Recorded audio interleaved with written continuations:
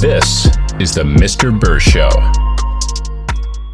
Everyone, welcome to the show. This is exciting. This is the maiden voyage of the Mr. Burr Show. And I've been wanting to do this for a long time, guys. Just didn't know how to. So I had to reach out to some people and get the right team in place. And the person I have on the show today, the first guest, is an expert at building teams. I mean, we're talking, I don't know how many businesses. Yeah. I can't even count them, how many you've done. Yeah. ATM businesses, you've had businesses with exotic car rentals, mortgage company, wholesaling real estate, retail side. I mean, you name it, you've done it. Mm-hmm. And the only way to do that well is to build a team, right? Yeah. So this is going to be fun, guys, because we're going to have a masterclass on how to build a team and how to do it effectively. And the craziest part is the man I'm interviewing today is 28 years old, still an extremely young man, right? Mm-hmm. I'm 38. I'm still young, but you're 28 years old, dude. You look 28. Thank you. But at 26, did like $1 billion, I think, in real estate deals at 26 years old. At 26, I was just trying to chase tail. So, guys, with no further ado, Austin Zaback, welcome to the show. Appreciate you being here, man. It is an honor to be on the Mr. Burr Show. And dude, I'm fired up for you, bro. And I really appreciate you having me on as your very first, guest. And I'm excited to drop value, dude. I appreciate the introduction. Absolutely, dude. Well, thank you for being on. And for those that don't know, this is actually Austin's studio. So on top of everything else, Austin also has a media company, Zaback Media. So this is his studio, so thank you for letting us use it. It looks incredible in here. We did little touches with the black instead of the red curtains. For sure. But it's going to be fun, man. So let's dive into a little bit about kind of your background, how you got into being an entrepreneur. I know it was at a very young age with your grandfather, right? Yeah. Pool company. So kind of get into that and let people know kind of where you started at. Yeah, for sure, dude. So at a young age, I moved in, like you talked about, with my grandpa and grandma, right? And, I they owned a pool company. They didn't make a lot of money, but they had freedom, and so I think at a really young age, I saw that, right? Like I saw they kind of woke up obviously they woke up early every day, but like they could do what they wanted kind of when they wanted, like if they wanted to take Labor Day off, right? We're here Labor Day right now. They would take it off, right? And so at a really young age, I got into the pool cleaning kind of industry, right? And obviously we live in Arizona, everybody's got a pool, and I got into that. My grandpa showed me how to do that, right? And, I started doing it, man. And by the time I was 10, 11-ish years old, I knew everything about cleaning a pool, right? And really by the time I was probably 11, I was making 30 or 40 grand-ish a year, and obviously let's go back to that. Yeah. At 11 years old, making how much again? Probably like 30 or 40 grand a year. Wow. Yeah. Incredible. So imagine that, right? Didn't have bills. Making 3-4 grand a month, every month on the month. Right. And, and a lot of it was just like, to your point, like I didn't have, a normal childhood. Right. So like for me, I grew up in the garage, right? In their garage. And obviously I had an air conditioner and everything. And there wasn't like, being abused. And I kind of did what I wanted, man, at a young age. I mean, to a degree, obviously, but like, I didn't get grounded or anything like that. Right. So like, it was a very loose kind of upbringing. Okay. And, I ended up making a lot of mistakes. I blew a lot of money, at a really early age. So I kind of like grew up earlier than like your average person. Right. And then by the time I was, 17 or 18, I mean, I already kind of lived a life or two, right. I'd already blown, 100, 200 grand, by the time I'm 18, and so never really learned how to like save my money or like do anything like that, and then, yeah, man, I grew up and then obviously I knew I wanted to be an entrepreneur, but, worked a bunch of jobs, that I hated at one point, too, because I got out of cleaning pools probably when I was like 15, give or take, and I was just like tired of it. I was a kid. Now, by that time, I'm like a teenager, and yeah, dude, I worked a bunch of jobs. I hated that. And then I got into network marketing, and network marketing changed my life, I always say like it changed my paradigm, right? Like, because I met Bob Proctor in network marketing, and I met like Eric Thomas and Les Brown, and Oh, wow. I started reading about like guys too. But like my first network marketing company, a lot of my mentors were like homies with like all of the big names that we read about, right? Yeah. And so I was like very lucky to like kind of sit, in those types of rooms, and absorb that type of information. And that changed my life, dude. At like 15, 16 years old. Yeah. Wow. Yeah. Wow. So what would you say kind of the biggest setback was during that time? Because I think everyone can relate to the fact that if you're successful, you've gone through some trials, you've gone through some tribulations. No one's just successful overnight. Overnight success does not exist, right? It's the things that you do that lead up to the success, right? Yeah. So by 11 years old, you're making 30, 40 grand a year, but from 7 is when you started doing that until 11, there was probably a lot of kicks in the teeth. Your grandpa was probably giving you hell. Sure. Right? Yeah. So like what kind of was your setbacks during that time at a young age?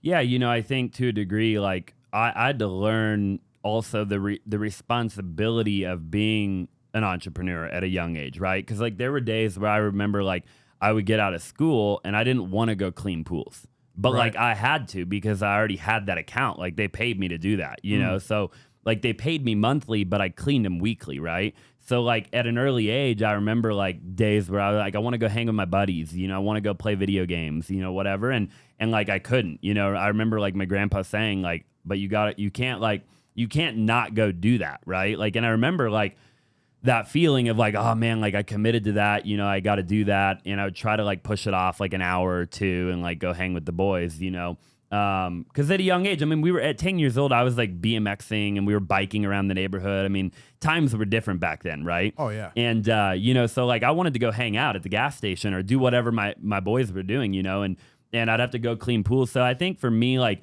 that was a big kick in the face. I mean, I really had to learn that at a young age, and dude, there was a bunch, man. I mean, I think, in retrospect, obviously like blowing all that money, right? Like I had a great childhood, dude. I mean, straight up, like, because I bought everything you could imagine as a kid. I had every dirt bike, every quad, every paintball gun, every airsoft gun. I had mopeds, I had GoPeds, I had literally everything you could imagine, right?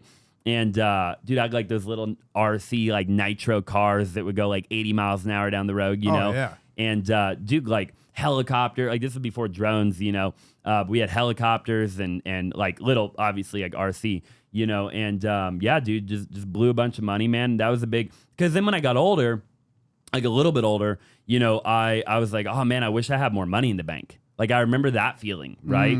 I remember getting to the age where like I wanted to buy like my first car. And I had a little money in the bank, but like, dude, had I not blown all my money from the age of like 10 to like 15, like in that 5-year time period, I probably blew, I don't know, over 100 grand for sure.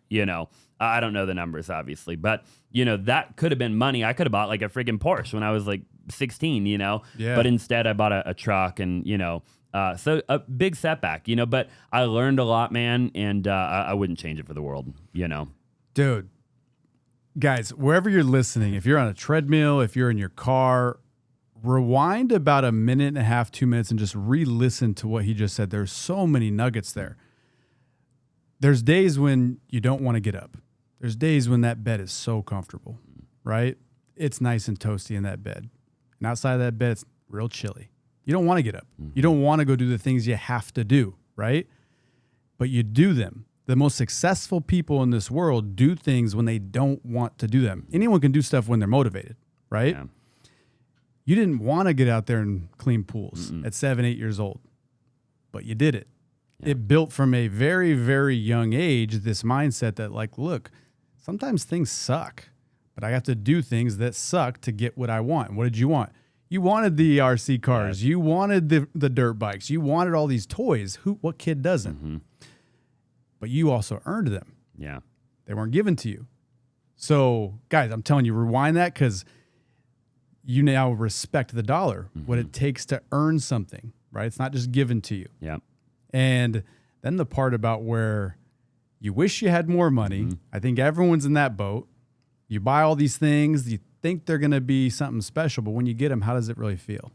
Another day, bro. Right. Another day. Yeah. Right. Yeah. Nothing comes from buying really like materialistic type of crap. I learned that. Right. So you've had Lamborghinis, you've had an R8, you've had your boat is amazing. Yeah. Right.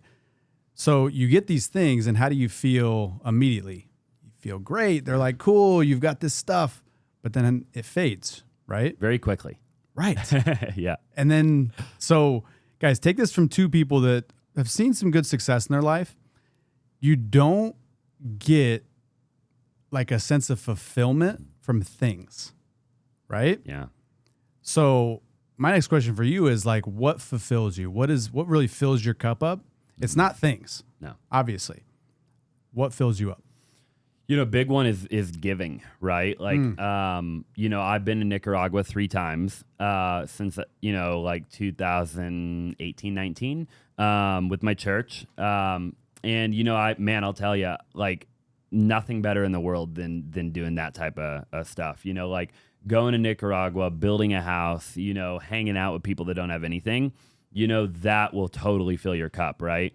And there's just nothing better. Like at the end of the day, like you hear this saying of like, oh, would you rather get a gift or give a gift, right? And like, which one like actually feels better, to receive a gift or to give a gift, right? 100%. And like I think anybody watching or listening knows like which one genuinely will make you feel better, right? Like there is nothing better than giving somebody that you care about a gift, right? And so the same thing for me, like going and giving a family like a house, dude, like building it and giving it to them, right? Like nothing in the world will make you feel the way that you feel when you do that. Like I said, I've done that 3 times, and I want to do it a lot more, man. I can't wait. Like one day, like I would love to have like a charity or like be, just like have a lot of like philanthropy in my life, right? Like whatever that might look like, I don't know, obviously, as I get older, but like work with, an organization or a charity or whatever, multiple charities, but just like figure out ways to like give back to the community, and one of the ways that I give back now is like through being an entrepreneur, right? So like when you talk about like building a team and like building an organization and building a company, I have 75 people who work here. Right. I just told you right before the show, we're expanding into an 11,000 square foot office because we've totally outgrown the one that we're in. Right. Right. And I currently run, like 7 different companies, and I get to feed 75 families, like they literally get to go and put food on the table, as a result of what I do. Right. What we all obviously collectively do. But nonetheless, like what I technically had the vision to get it to this point. Now, obviously, I've had a lot of help to get it here, but, man, to answer your question, like there is nothing that will make you feel that type of way. Dude, yeah, 100%. The share button's going off like crazy right now. I'm telling you, like, think about what you just said is like, it's so true. We've all been on Christmas Day, right? And we get a gift. It's awesome. We get a gift. It's cool. But when we give someone a gift, one of our loved ones, and we see their face light up, that feels so much better than opening the gift ourselves, right? So true. I could not agree more. One of the best things I ever did in my life was giving to my parents. Mm-hmm. Like I just retired my dad. So being able to pay him monthly as a retirement income from my trust, family trust, felt amazing. Like no amount of money, no car could feel as good as that. Giving to my dad, giving to my mom. I bought my mom a house before. It feels amazing. Mm-hmm. So guys, I could not agree more. And Austin is dead on when it comes to giving is what fills you up. So I implore all of you to think about how you can give. And it might not be money. It might just be your time, right? If you don't have money, but you have time, spend time with the people you love and spend quality time. Get off your phone, right? How often do we go out to dinner and you look around and everyone's on their phone? Mm-hmm. Everybody. Wild, bro. Like, dude, next time you guys are out at a restaurant, look around and see how many people are on their phone. Mm-hmm. I guarantee it's 99% of people not having a conversation. It's like if you and I were here and we're just sitting here on our phones. Mm-hmm. Conversation would suck. Yeah. Right? But we're here. We're present. So give your time. Give money if you can. Give. Mm-hmm. Great book for everyone to look up is The Go Giver. Phenomenal book. You read it? Yeah. Dude, incredible book. So, and it ties right into that. So I love it. Aside from that, you said one of the biggest setbacks when you were younger, right? Was just having to do things you didn't want to do. Business setbacks, biggest loss. What has it been? And what did you learn from it? Probably bad partnerships and loss of time. You know, like I think that as you get older and as you make more money, you start to realize that really the thing that we're all after is time, right? And so like I think when you're younger and you're an entrepreneur, you know, you at a certain point you want to make a lot of money. And I don't think it's a bad thing, right? I think like everybody goes through that season where you're just like, dude, I just want to make a lot of money, drive a cool car, live in a nice house. Like I get it, right? I've been there, you know. But at the expense of what? Right. And so then as you get older, you're like, wait a minute. The thing that I'm starting to recognize that everybody's chasing is like time, right?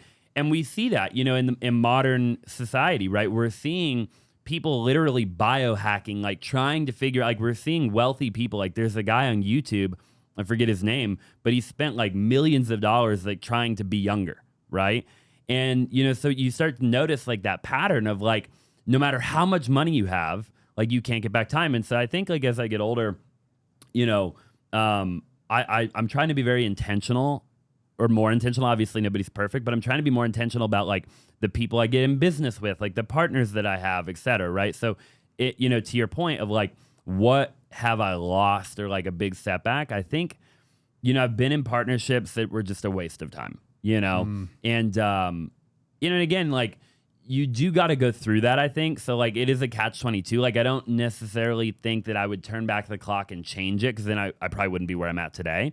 But I think that as I'm getting older, like, I won't remake that same mistake ever again, right? Like, if we're not totally aligned, then, like, I'm out.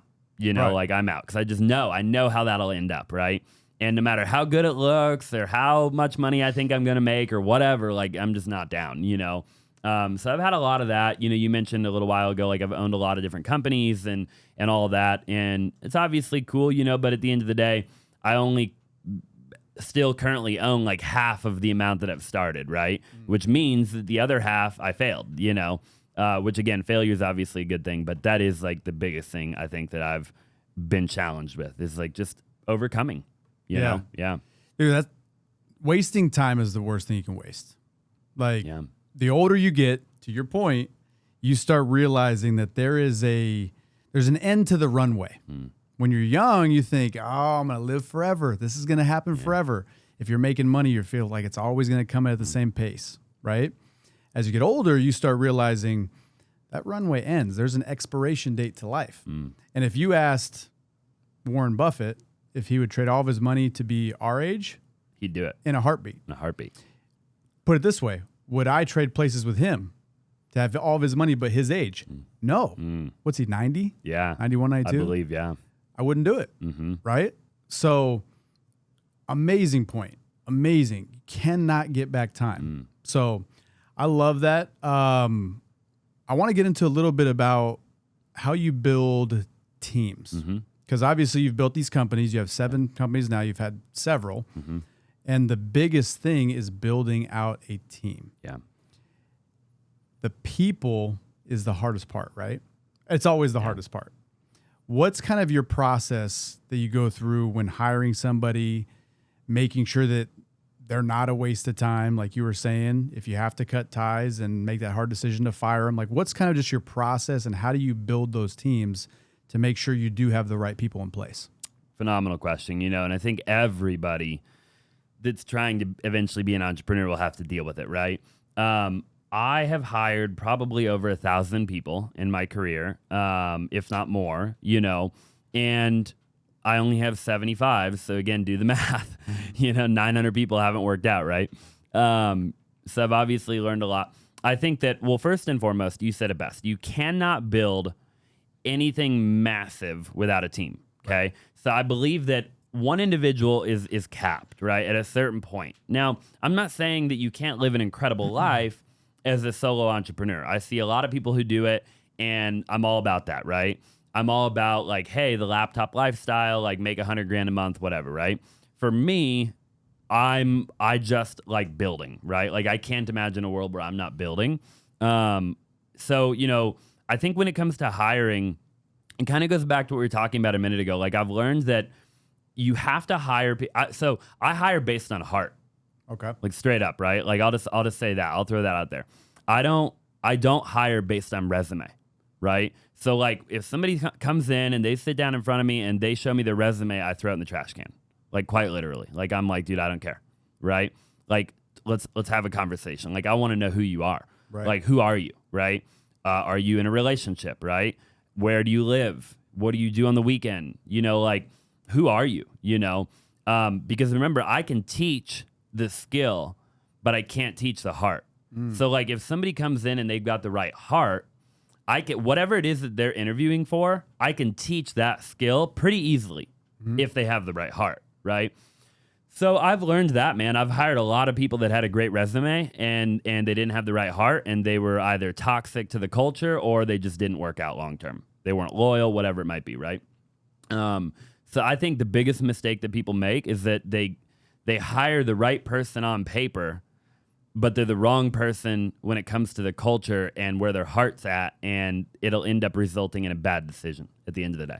Got it. Big learning lesson for me. So I don't care what the accolade is or where you went to school or what your credentials are. I don't care about any of that crap, dude. I'm telling you right now, anybody can learn all that. We live in 2023. 99% of what I need people to do, they can self-learn.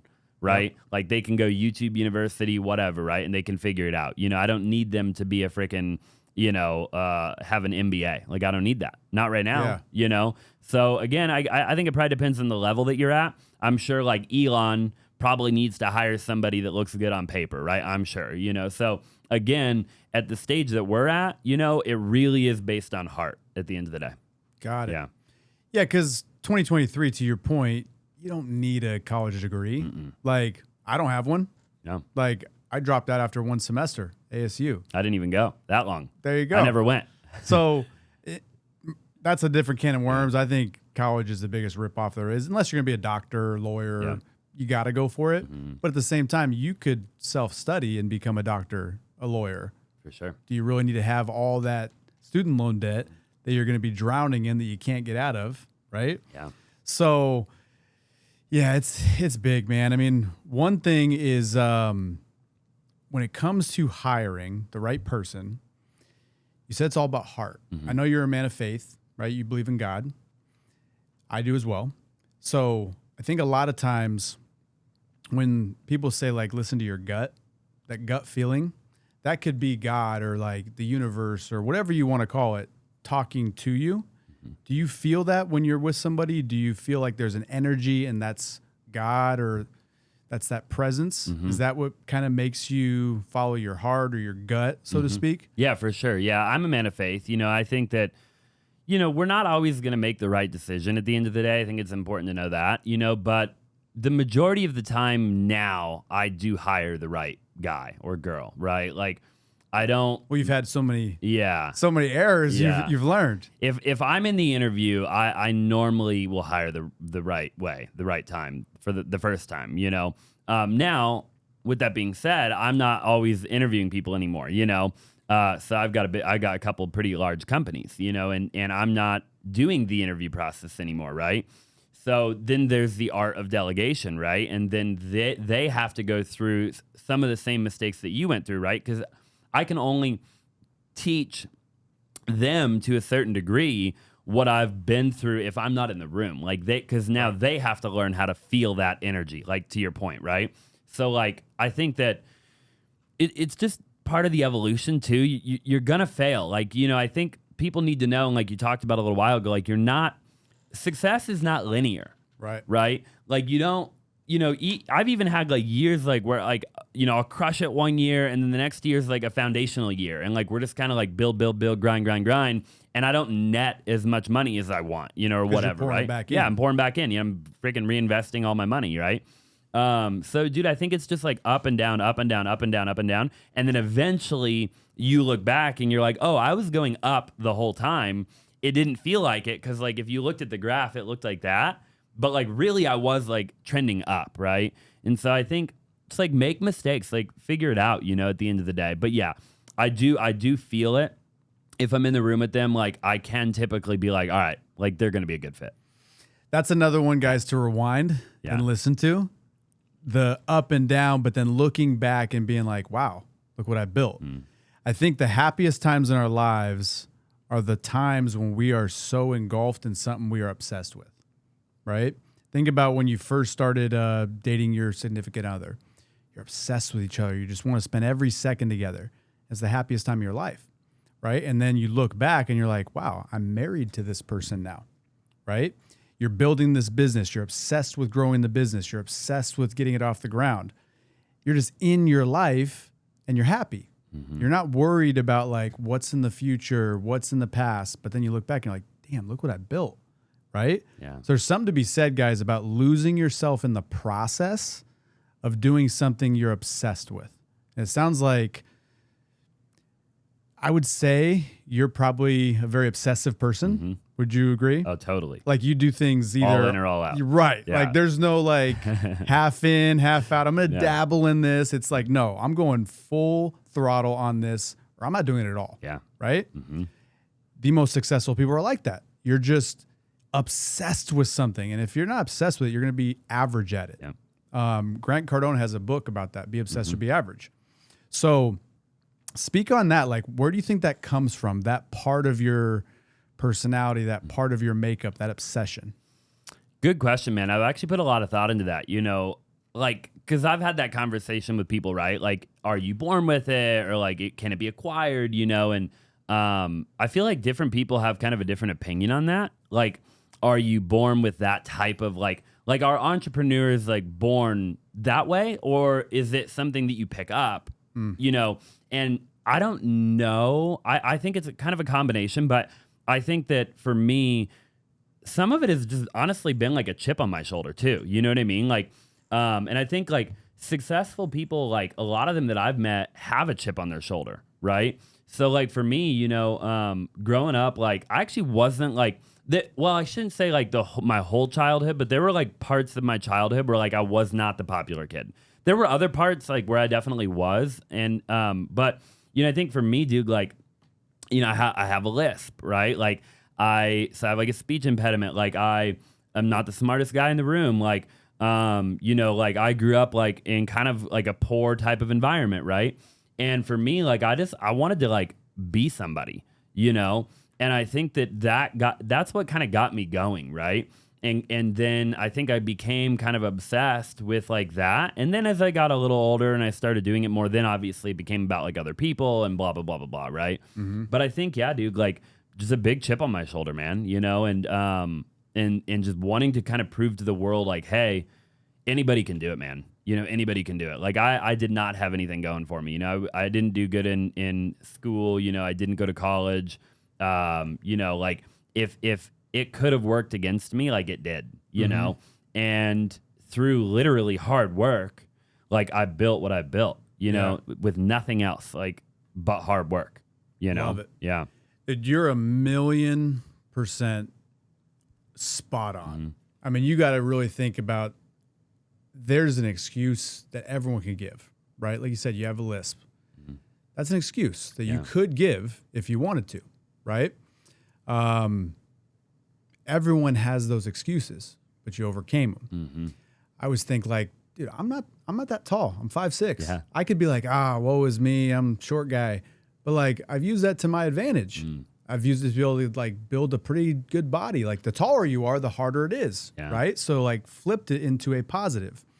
So dude, 1,000,000% correct. And one thing that you said, and there's so many parts in here where people should rewind and just take notes because it's so good. Yeah.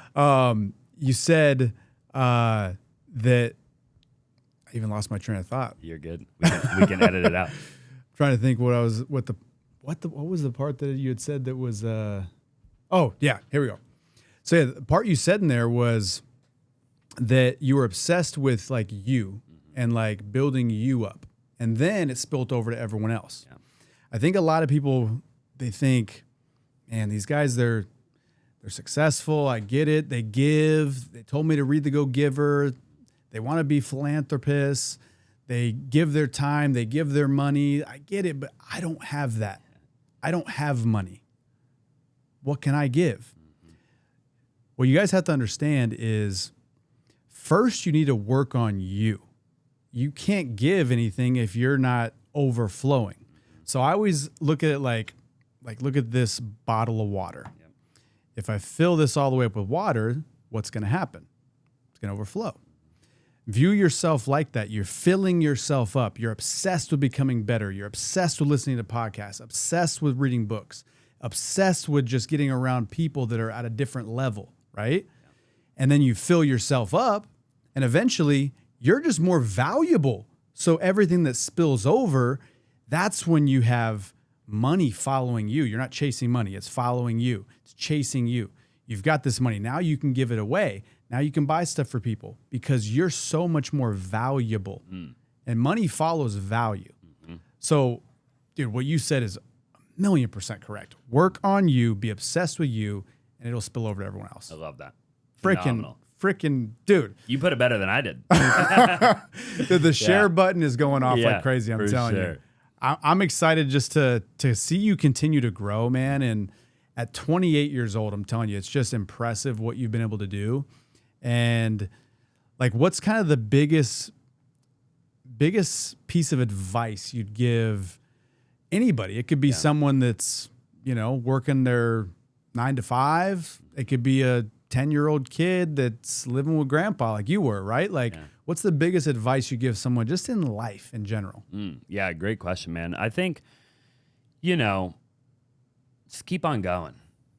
Like, you know what I mean? I think that if you just keep on going, man, like you said it a little while ago, right? Like we all have days where we want to quit, right? Like we all have days where we feel like crap or our insecurities like holding us back on that day or whatever, and we have a bad day, somebody leaves, like somebody breaks up with you, you freaking whatever, and you just have to keep on going. I think for me, like, I've dislocated my knees like 50 times. I've had 2 knee surgeries. I had a heart attack when I was 16 years old. Wow. Grew up in a garage, literally, yeah, like you said, I have a lisp, I didn't go to college. I just like whatever, right? And it's just like the only thing that I can really say at the end of the day that I did that other people maybe don't do is that I just kept on going, right? Like I just didn't freaking quit. Like if I had a bad day, it was like, I'll try again tomorrow. Like if I failed, it was just like, I'll try again tomorrow. If I got sued, it was like, I'll freaking figure it out. Like if somebody left me, it was like, I'll hire somebody new, and like everything that came my way along the journey, I just didn't let it completely stop me. Like it would maybe like stop me for a day. Right. But then like the next day, I was right back on, and I really believe that, anybody watching or listening, like if you just don't freaking quit, man, like whatever it might be, like I don't care if you're trying to run a marathon or you're trying to become a healthier version of yourself, or you're trying to quit a bad habit, or whatever it might be, right? Like the real only thing that you can do is just to keep on going. Right. Right. And I think it's so simple that people overcomplicate it, right? Like they're like, because in the moment it can feel very difficult, right? But that is how it is going to feel, right? Like it isn't always gonna, like you said, it ain't gonna be easy, man. Right. My life has definitely not been easy, right? Like, there have been a few times where it's been easy, but for the most part, dude, I have lived a very difficult life, and I'm sure other people have lived a more difficult life. So I'm not saying like, woe is me. I'm just saying, compared to what I know, without comparing to anybody else, I've had a lot of challenges, right? As I'm sure you have. Everybody has their own types of challenges, but I'd never let it stop me, Dude, so good. I'm telling you, so good. Because the closer to truth we get, the simpler the lesson. Yeah. It really is. Like it's so easy just to keep going, because I think everything you do in life is compared to what everyone else is doing, right? So if you just don't stop, and everyone else is stopping, guess what? You're going to get ahead. For sure, literally. Like, it's just, it's that simple. So there's always setbacks. There's always things that come our way. And again, I'm a person of faith. So are you. And I truly believe that God doesn't give us more than we can handle. And he gives his biggest struggles to his strongest soldiers, right? So anyone out there that's listening, that's really like, it's striking a chord what we're talking about, just know that if you just keep going, if you just keep going, you're going to get to a better spot. On the other side of fear, on the other side of danger, on the other side of the unknown is your best life. So just keep pushing. Dude, I freaking love it. Powerful, bro. I freaking love it. Very powerful. Let's talk about something that I think a lot of people would love to hear about is the significant other. So you and your fiance, you guys work together, right? A lot of people think, God, I couldn't work with my girlfriend, my fiance, my wife. I couldn't do that. I love it because me and my wife, we work from home. She works for Quicken Loans doing mortgages, and I have my business. I work out of my house. So we're around each other 24/7, as you guys are. What's that dynamic like? How do you balance it? Let's go there. Yeah, dude. I think that I actually like wanted that, so when I met her, I really wanted that type of dynamic, actually, believe it or not. And she was actually in mortgage at the time. So when I met her, she was in mortgage. I was obviously doing what I was doing, And I kind of told her pretty early on, I was like, I think literally on like the second date, I was like, hey, like eventually, if we become a thing, right, and we date or whatever, I was like, I want somebody eventually that will build kind of the dream or the whatever you want to call it with me, right? Like that is ultimately like what I want. Like I basically worded it like this. I was like, at some point in the future, assuming we continue to progress and we move forward in our relationship, I don't want a relationship in a year, 2, 3, 4, 5, where I walk out of the door in the morning and go right and you go left. And then we come home at 5, 6, 7 o'clock at night and we talk about our day and we catch each other up, right? I literally told her, I was like, I don't want that. I was like, at a bare minimum, I'll go be the breadwinner and we'll have kids and you can stay at home and do that whole thing. Like you be the CEO of the house, I'll be the CEO of everything else, And so obviously we don't have kids or anything yet. So for the season that we're in, she's working in my organization, and it just so happened that our relationship did progress and she got out of mortgage and she came here, and I wouldn't trade it for the world, man. I think that, we're on the same page. I don't have to really catch her up. I mean, our role, we were talking a bit before the show, our roles are like very different, I will say. So like there is a lot that she does that like even in my own organization that I own, like there's a lot that she does that I don't know about, right? And there's a crap load of stuff that I do that she doesn't know about. And not because I don't want to tell her, she gives me a hard time every now and then, but just because like in a 10-hour day for me, there's a lot that happens, and she would never be able to know everything. But with that being said, we know the things that matter, right? And so I love it, dude.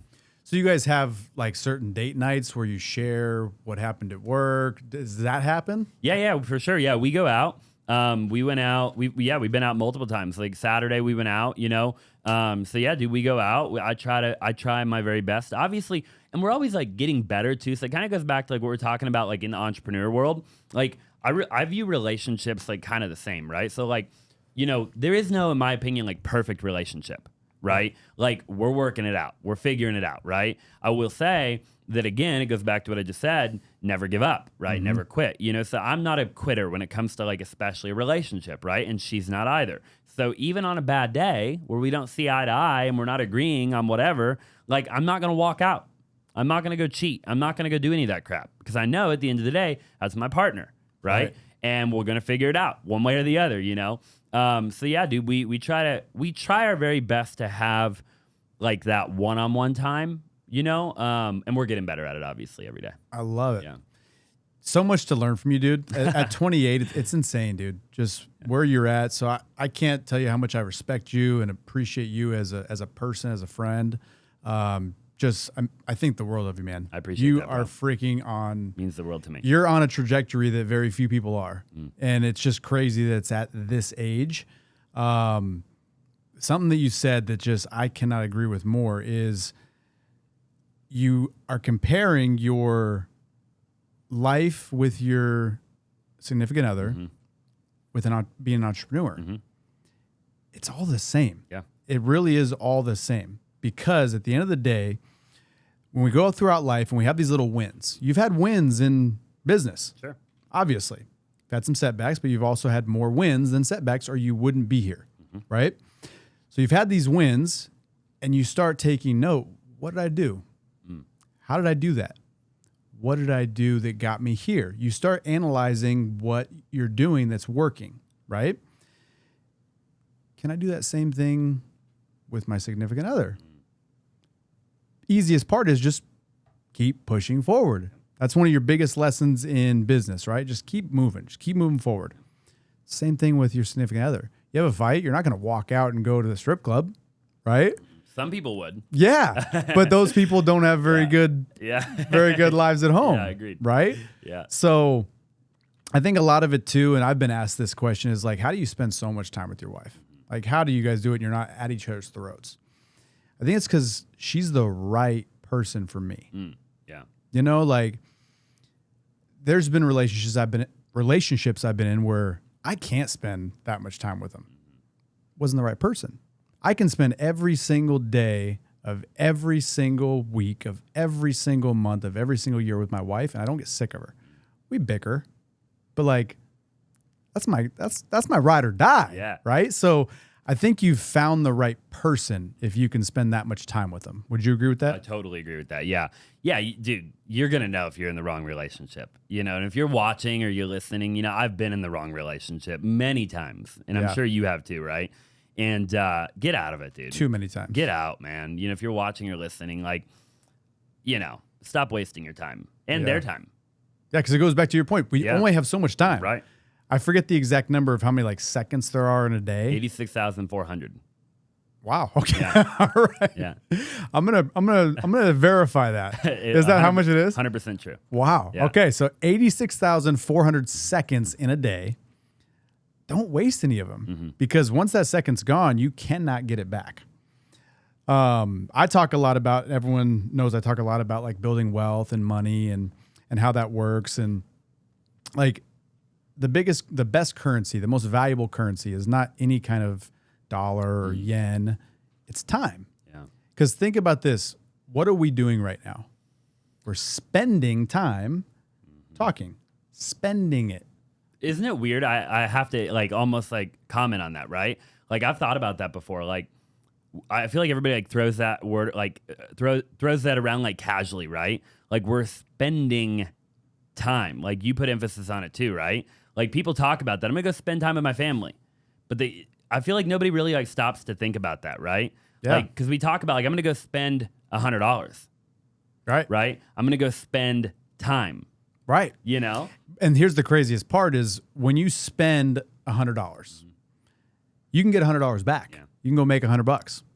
You cannot get more time. You can try to prolong your life by doing certain things, drinking a lot of water, doing cold plunges, which we both do, saunas, working out, eating right, those kind of things, but you can't buy more of it. You can't do it. It's the most valuable currency, and a lot of times people don't value where they spend it. Like think about this, when you buy something, you think about how much it costs, right? How much does that cost? How much does that water cost? When you spend your time, do you ever ask how much that costs? Like if you're spending your time with some knucklehead, it's costing you, but what's it costing you? No one ever asks that. The opportunity cost. Yeah. And if you're spending time with someone that's negative, that's just always pessimistic, always looking at woe is me, the cost is it's poisoning your mindset. You know what I mean? So, dude, I love what you said. I love everything about what you're saying. It's amazing. And to have you as the first guest is incredible, because I don't know how people are going to follow this up. They will. I don't know how it's going to happen. Yeah, they will. But, dude, it's been a pleasure, man. Like I said, I can't wait to keep seeing you grow. And obviously one of your biggest businesses is the wholesaling side. Yep. So guys, if you have wholesale deals, if you need to get them sold, where can they hit you up so they can send them to you? Yeah, for sure. At IG, at Austin Zaback, pretty much every platform at Austin Zaback. And yeah, dude, we do a lot of wholesaling, and we do about 50 or so wholesale deals a month right now. That's a good amount. Yeah. There's wholesalers out there that want to do about 5 a month and they can't get there. For sure. So dude, crushing it on the retail side too. So, right? You have how many agents? 45. 45 agents. So guys, if you're looking to sell a house, make sure to hit up Austin and his team. Same platforms, right? Same platform. Yep. Okay. What other value can you give people? Dude. I mean, just I'd love to chat with anybody. You know, obviously, we do a lot of different crap. You know, we have the media, we do mortgage, we do insurance, we do title, we do just a bunch of stuff, man. You know, we flip houses. You know, we own rental properties. So yeah, man, I'd love to connect with anybody and try to provide it, value. Dude, one thing that we didn't touch on, we'll touch on real quick, is, and you just hit on it, your businesses that you have right now. Title, insurance, mortgage company, retail side, wholesale side, they're all congruent. They are. They're all vertically integrated. Vertically integrated. So they all feed each other, right?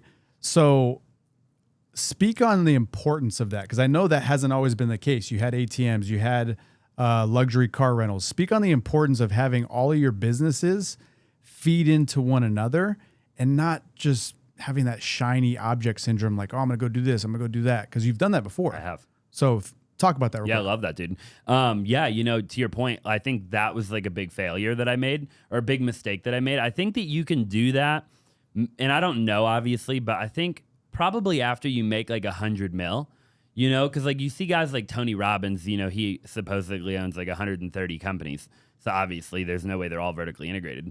So clearly, at a certain point, you're able to do that. But I am not at that point, and I don't know when that point will be. I would imagine somewhere like 100 mil, where you just have money to throw around, and you can be like a VC, or you can like be an angel investor. You can kind of like put people in the right place to be able to like grow the company, where you're not in like any sort of like daily role within that company, right? So for me, what I learned is that when you're more of in the beginning stages of being an entrepreneur, you're under, let's just say you're under 100 mil. I'll just use that as kind of the benchmark. It might be a different benchmark, but I'll use that, right?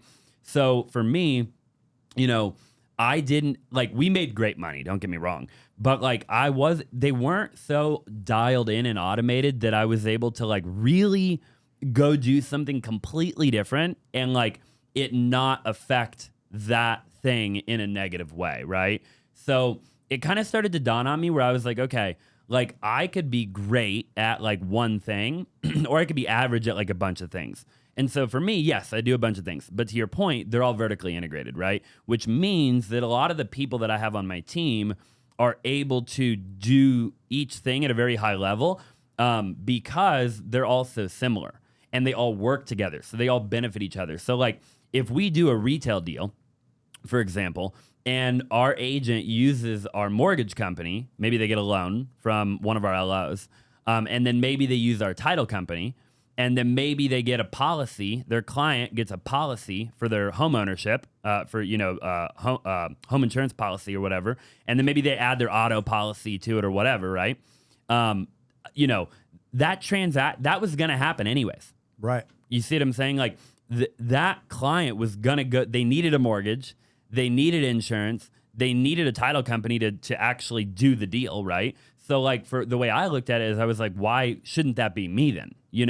And so then, and the same thing applies like with wholesale and retail, right? Like I go talk to a retail client thinking, oh, they want to list their house, but maybe a cash offer actually is like a better solution for them, right? Okay, we do that too, and then the opposite's also true. And then, so yeah, dude, everything goes hand in hand. I wouldn't recommend that you do like going and doing like ATMs was a mistake. Not in the sense that the ATM business itself is a bad business. It's not, and I actually really like it. But I couldn't do that and that at a high level at the same time because they had no benefit to each other. Right. It was like if I was out loading an ATM, how did that benefit anything else like at all? Yeah, because then it takes you away from all the other businesses, right? Yep. And you've only got 86,400 seconds in a day. Yeah, check me when we're done. right? Yeah. I'm definitely going to check. Trust but verify. Yeah. But dude, it makes so much sense to have them all vertically integrated. They all feed into each other and they're all in the same space, and not like one outlier that's going to take you away from it. And this is just my guess. I don't know for sure, but correct me if I am wrong, is that all the businesses are basically the same business, procedures, processes, just maybe different branding. Pretty much, yeah. Right? Yeah, some of the standard operating procedures are different, obviously. You know, wholesale and retail are fairly different, but they're very similar. Right. Yeah. So that's why so-and-so from this company can go do this on this company because it's basically the same thing, right? Different paperwork a little bit. Yeah, like different branding. So maybe like the email has to change, something like that. Yep. So that I think is where a lot of people, myself included, when I first got into real estate, it was October of 2019. I tried to do everything. Yeah. I was like, I'm going to do sub 2. I hear this guy Pace Morby talking about it. I'm going to do sub 2. I'm going to do wholesaling. I'm going to try to flip some homes. I'm going to do some rentals. I'm going to do the burr. I was trying to do everything instead of just focusing on one damn thing that worked. So prime example is I used to go to meetups. I'd get all my deals from meetups, just going and talking to people and just becoming friends. And then I'd JV with them. I'd have the money. They'd have the deal. I'd come in as the money partner. That worked. Yeah. But then I'm like, I'm going to start doing text campaigns. I'm going to start doing cold callers. And then it took away from me being able to go to meetups. So then I stopped getting deals. And I'm spending money to get deals that I wasn't getting when before I was getting deals for free. Yeah. It's like focus on one thing, make sure that thing just starts crushing it, then start branching out. Like think about someone like Elon Musk.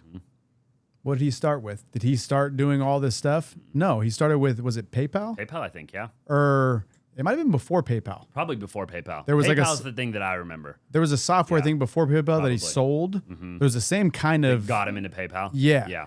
And then focused on PayPal. Didn't start doing all this crazy stuff. Sold PayPal. And then got into making electric cars and all this stuff, right? Yeah. So great point, man, is just if you're going to have companies, vertically integrate them, but don't do that at first. Focus on one part, like wholesaling. Crush wholesaling. And then, when you're going to someone and they want to wholesale their house, but it's not a wholesale, it's a retail, get your license. For sure. Be the realtor on it. And then just start piecing things together. So, dude, I think people got a ton of value from today. And if they didn't, I don't know how. Like, guys, share this with whoever you know. And like Austin said, if you guys need help with anything retail, wholesale, if you guys need insurance, I didn't even know you did that, dude. Like you're a man of so many talents. Reach out to Austin and dude, just appreciate you being on. And guys, share this with everyone you know. Dude, I appreciate you having me, bro. It's a pleasure. Absolutely. Thank you.